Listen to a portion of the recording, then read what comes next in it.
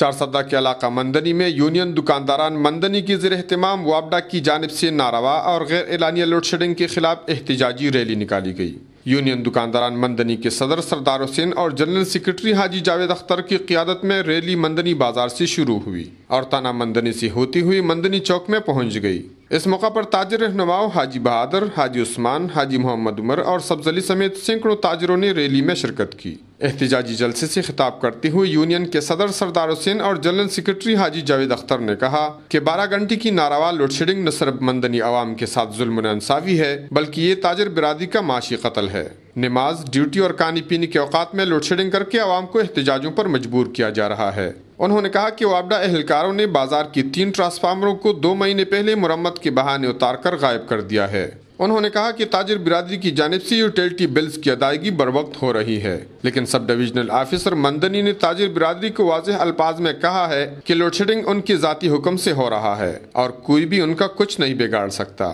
انہوں نے اپنے تحفظات کا اظہار کرتے ہوئے کہا کہ مقامی سیاسی پارٹیوں کے قائدین نے بازار اور تاجروں کے مسائل پر چشم پوشی اختیار کر لی ہے۔ انہوں نے حکومت سے مطالبہ کیا کہ مندنی بازار کے تاجر برادری کے اجتماعی مسائل پر توجہ دے کر ان پر رحم کیا جائے۔